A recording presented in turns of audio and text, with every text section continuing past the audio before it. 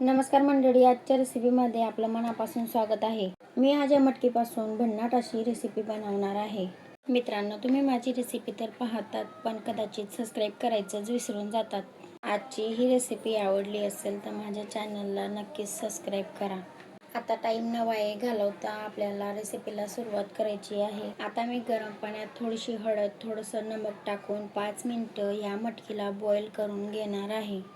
आता मी मोठ्या आकाराचा कांदा आणि एक टोमॅटो घेऊन त्याला बारीक बारीक लांबसर असं कापून घेणार. आता त्या कांद्यांना आपण हाताने छोटं छोटं करून घेऊया. मग एक टोमॅटो आपल्याला तसंच बारीक कट करून घ्यायचा आहे.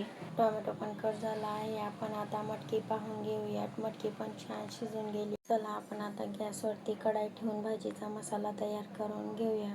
आता मी कढाईमध्ये थोडंसं तेल टाकून कांदा टाकत आहे. त्याला लालसर होईपर्यंत परतून घ्यायचा आहे. तुम्ही पाहू शकता आपला कांदा पण लालसर झाला आहे. आता त्याच्यात थोडासा टोमॅटो, थोडंसं लसूण आणि अद्रक टाकून त्याला पण खालती वरती करून परतून घ्यायचं आहे. परतून झाल्यावर आपल्याला त्याच्यात थोडंसं खोबरं टाकायचं आहे. त्या खोबऱ्याचं मी आधीच किस करून घेतलं होतं. त्याला पण खाली वरती करून घ्यायचं आहे.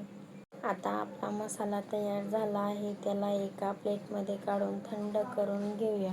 आता आपण मिक्सरचं भांडं घेऊन त्या मसाल्याला मिक्सरमध्ये बारीक वाटून घ्यायचे.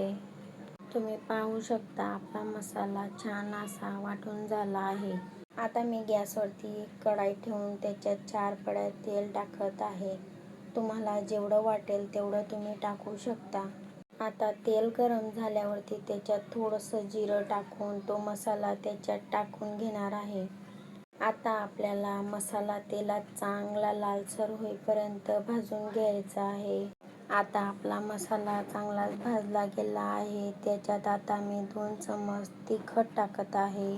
आता अर्धा चमचा हळद, अर्धा चमचा गरम मसाला, 1 चमचा मिसळपाव मसाला घालायचा आहे आणि मस्त छान परतून घ्यायचं आहे. त्याला तेल सुटेपर्यंत परतायचं आहे.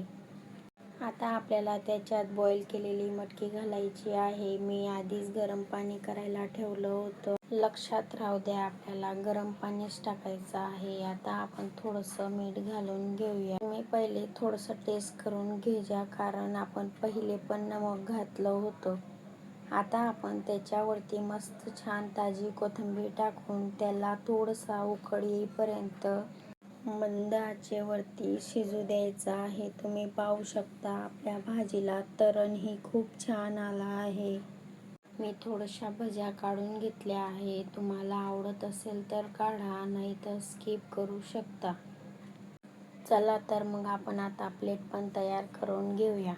बाहेर कशाला जायचं, घरीच आपण एकदम चविष्ट आणि भन्नाट मिसळपाव बनवून खाऊ शकतो. घरी एकदा नक्कीच बनवून पहा. तुमचे घरचे आठवड्यातून 2 ते 3 वेळा नक्कीच मागतील. कशी वाटली मग तुम्हाला आजची रेसिपी मला कमेंट करून नक्कीच सांगा.